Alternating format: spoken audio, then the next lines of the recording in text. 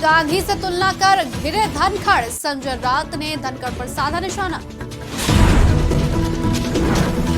बिजली मंत्री सेंथिल बालाजी को बड़ा झटका, जमानत याचिका पर सुनवाई से इनकार।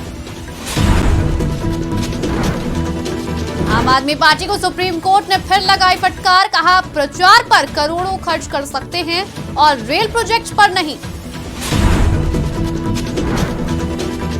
जातिगत जनगणना पर छिड़ी रार, तेजस्वी यादव का बीजेपी पर पलटवार। स्कूलों की छुट्टियों पर मचा सियासी घमासान, बीजेपी ने लगाए शिक्षा के इस्लामीकरण के आरोप।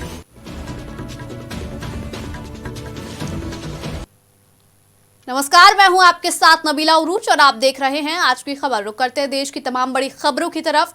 उपराष्ट्रपति जगदीप धनखड़ ने अपने एक हालिया बयान में पीएम मोदी की तारीफ करते हुए उन्हें युग पुरुष बताया था। अब उपराष्ट्रपति के इस बयान पर राजनीति शुरू हो गई है। दरअसल शिवसेना नेता संजय राउत पीएम मोदी को युग पुरुष बताने पर भड़क गए और वो पीएम मोदी के खिलाफ आपत्तिजनक बयान दे गए। संजय राउत ने उपराष्ट्रपति के बयान पर कहा कि 2024 के बाद भी अपनी बात पर कायम रहिएगा। हम ये बात तय नहीं करते कि कौन पुरुष है, महापुरुष है या युग पुरुष है, बल्कि इतिहास, सदियां और लोग ये तय करते हैं। महात्मा गांधी का पूरी दुनिया में सम्मान है। इसके बाद संजय राउत ने आपत्तिजनक बयान देते हुए कहा कि अगर ऐसा होता तो हमारे जवान जम्मू कश्मीर में ना मर रहे होते और ना ही चीन लद्दाख में दाखिल होता। मैं आपको एक बात कहना चाहूंगा, पिछली शताब्दी के महापुरुष महात्मा गांधी थे। इस शताब्दी के युग पुरुष नरेंद्र मोदी हैं।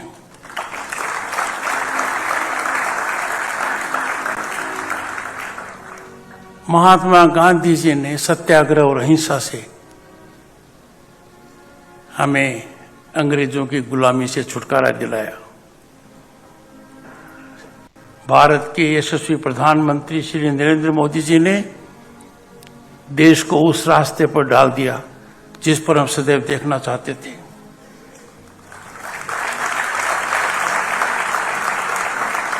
इन दोनों महानुभावों में father of the nation Mahatma Gandhi and our prime minister Narendra Modi, one thing is common. They have reflected with respect to Srimad Rajchandra ji.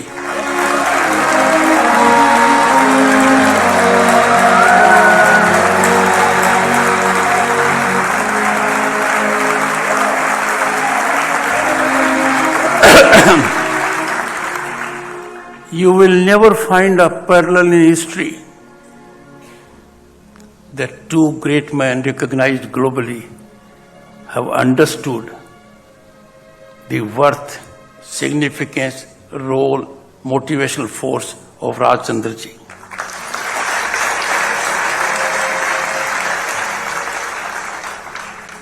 In the short video we had our Prime Minister reflecting about him. I was not looking at his words, I was looking at his body language.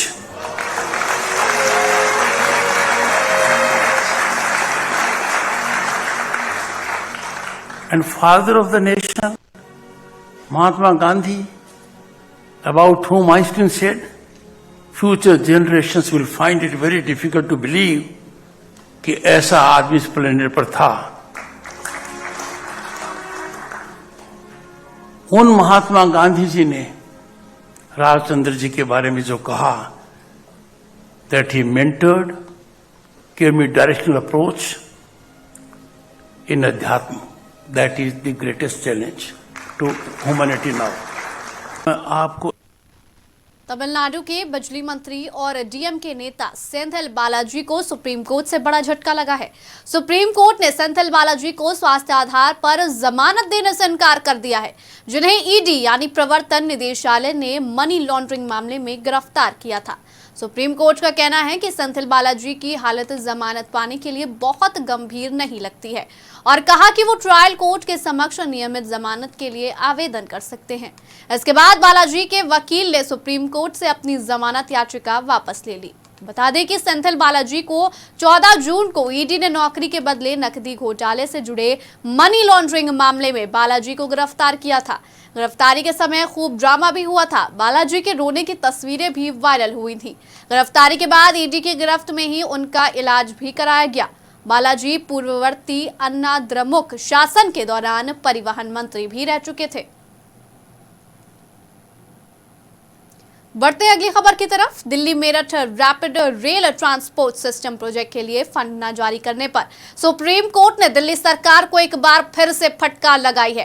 Court ने दिल्ली सरकार से सख्त लहजे में सवाल किया कि उनके पास प्रचार या विज्ञापन के बजट का प्रावधान है और रेल प्रोजेक्ट के लिए नहीं। बता दें कि पीएम मोदी ने बीते महीने रीजनल रैपिड ट्रांजिट सिस्टम के 17 किलोमीटर के खंड का उद्घाटन किया था।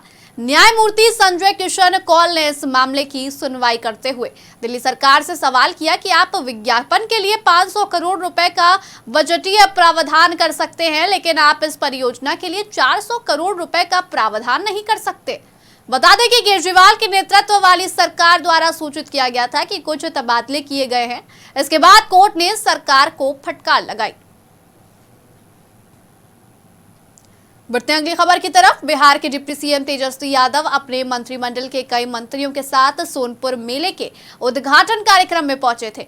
वो बिहार सरकार की ओर से कराई गई जातीय जनगणना और आरक्षण के दायरे को बढ़ाने वाले मास्टर स्ट्रोक को जनता के बीच गिना रहे थे, लेकिन जातीय गणना और आरक्षण में उनकी जाति को होने वाले फायदे और इससे जुड़े आरोपों पर सफाई देने की बारी आई तो राजनीतिक भाषण के बीच तेजस्वी अपनी पत्नी को ले आए।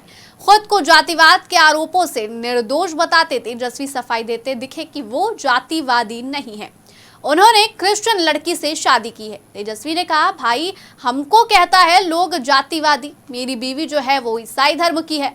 अगर हम जातिवादी होते तो हम ईसाई धर्म में क्यों शादी करते, लेकिन ये बात कहने की नहीं है। अमित शाह आए और कहे कि यादव और मुसलमान का आरक्षण बढ़ा दिया गया। झूठ बोलना उन लोगों का काम है। बिहार से बड़ी खबर हम आपको बता दें। बिहार में फिर से सियासी घमासान जारी है। अब घमासान की वजह बना है बिहार सरकार की ओर से 12वीं कक्षा तक के लिए छुट्टियों का कैलेंडर। बिहार सरकार ने साल 2024 के लिए स्कूलों में अवकाश का कैलेंडर जारी कर दिया है, जिसमें महाशिवरात्रि, जन्माष्टमी और रक्षाबंधन जैसे त्योहारों के नाम नहीं है। इसे लेकर विपक्षी भारतीय जनता पार्टी ने नीतीश कुमार के नेतृत्व वाली सरकार पर हमला बोल दिया है। बीजेपी ने तंज कसते हुए कहा कि नीतीश सरकार बिहार को इस्लामिक स्टेट घोषित कर दे। 2023 के कैलेंडर में तीज के लिए 2 दिन और जिउतिया के लिए 1 दिन की छुट्टी दी गई थी। ताजा कैलेंडर में ये छुट्टियां रद्द कर दी गई हैं। फिर नीतीश सरकार ने तीसरी बार तुगलकी फरमान जारी की है और मैं कहना चाहता हूं कि जिस तरह से हिंदुओं के छुट्टियों को शिवरात्रि जैसे महापर्व, जन्माष्टमी जैसा महापर्व, इन छुट्टियों को काट दिया गया है और ईद बकरीद की छुट्टी जो मुसलमानों में बढ़ा दी गई है। ये साफ जाहिर होता है कि नीतीश सरकार बिहार में इस्लामिक धर्म के आधार पर काम कर रही है और इसी कारण से अररिया, पूर्णिया, कटिहार, किशनगंज जैसे जगहों पर शुक्रवार को स्कूलों में छुट्टी हो रही है। अब तो लगता है कि पूरे बिहार में शुक्रवार को ही इस्लामिक छुट्टी करने की योजना बना रही है ये सरकार। अगर हमारे छुट्टियों को जिस ढंग से काटने का काम किया है, अगर नहीं इन छुट्टियों को फिर से बहाल किया तो इसका खामियाजा नीतीश कुमार को आने वाले चुनाव में भुगतना पड़ेगा। ये नीतीश कुमार नहीं कहलाएंगे बल्कि मोहम्मद लालू यादव और मोहम्मद नीतीश कुमार कहलाएंगे। फिर फिलहाल इस बुलेटिन में इतना ही। देश और दुनिया की तमाम बड़ी खबरों के लिए और अपडेट्स के लिए बने रहिए आज की खबर के साथ।